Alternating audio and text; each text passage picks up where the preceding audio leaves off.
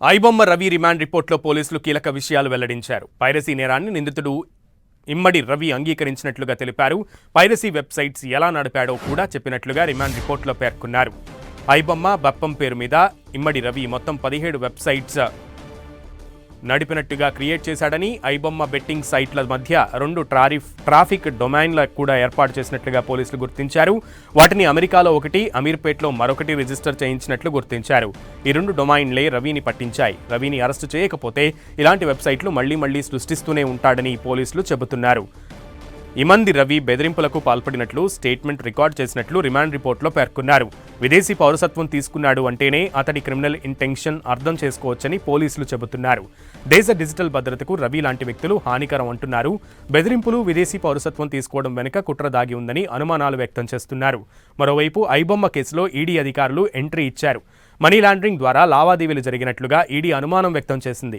ఈ కేసుకు సంబంధించి పూర్తి వివరాలు ఇవ్వాలని హైదరాబాద్ సిపి సజ్జనార్కు లేఖ రాసింది ఈడీ. ఇమంది రవి బ్యాంకు ఖాతాలో దాదాపు 3.5 కోట్ల రూపాయలను పోలీసులు ఇప్పటికే ఫ్రీజ్ చేశారు.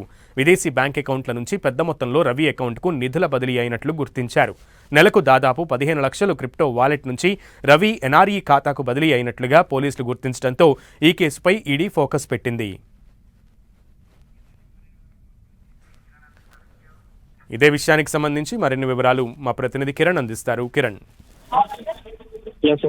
ఐబొమ్మ వ్యవహారానికి సంబంధించి కూడా చాలా కీలక విషయాలు వెలుగు చూసినట్టుగా మనం చెప్పుకోవాల్సి ఉంటుంది. ఇప్పటికే ఈ కేసుకు సంబంధించి కూడా 3.50 లక్షలకు సంబంధించి హైదరాబాద్ సిసిఎస్ పోలీసులు కీలక కొంత అమౌంట్ ని ఫ్రీజ్ చేసిన నేపథ్యంలో అతడి రిమాండ్ రిపోర్ట్ కు సంబంధించి కూడా చాలా కీలక విషయాలు బయటకు వచ్చినట్టుగా చెప్పుకోవాల్సి ఉంటుంది. టెక్నికల్ ఎవిడెన్స్ ఆధారంగా ఇన్ని రోజుల పాటు హైదరాబాద్ పోలీసులు పెట్టిన ఇమ్మడి రవిని పట్టుకున్నట్టుగా వారు రిమాండ్ రిపోర్ట్ లో పొందుపరచడం జరిగింది. అదేవిధంగా పైరసీకి సంబంధించిన వెబ్సైట్లు ఏ విధంగా నడుపుతున్నాడో అందుకు సంబంధించి పూర్తి వివరాలను కూడా సిసిఎస్ పోలీసు విచారణలో వెల్లడించినట్టుగా ఇటు రిమాండ్ రిపోర్ట్ లో పేర్కొంది. పబ్లిక్ డొమైన్ సంబంధించి సైబరాబాద్ క్రైమ్ సంబంధించిన సైబర్ క్రైమ్ సంబంధించిన పోలీసులు కూడా చాలా కీలక విషయాలు రాబట్టులోకి వచ్చింది. ఐబొమ్మ బొప్పం పేరుతో 17 వెబ్సైట్స్ లను క్రియేట్ చేసినట్టుగా రవి చెప్తున్నట్టుగా తెలిసింది.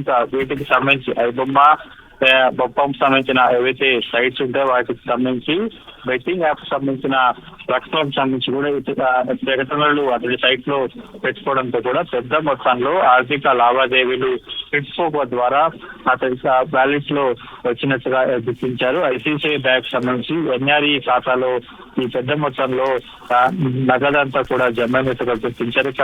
ఈ 2 డొమైన్లే కాకుండా కూడా గతంలో చాలా సైట్స్ మెయింటైన్ చేసేది. ఒక డొమైన్ యుఎస్ లో రిజిస్టర్ చేసుకోగా మరొక డొమైన్ అమీర్పేట్ లో రిజిస్టర్ చేసుకున్నట్టుగా ఇటు సైబరాబాద్ సర్వీస్ పోలీసు కూడా గుర్తించారు.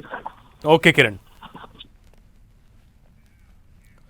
ఆన్లైన్ గేమింగ్ యాప్స్ కంపెనీలపై ఈడీ దాడులు కలకలం రేపాయి. దేశవ్యాప్తంగా ఏకకాలంలో 11 ప్రాంతాల్లో ఈడీ అధికారులు తనిఖీలు చేశారు.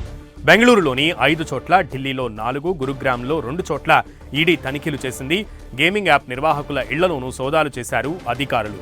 క్రిప్టో కరెన్సీ ద్వారా సంస్థ ప్రమోటర్లు మనీ లాండరింగ్ చేసినట్లుగా గుర్తించారు.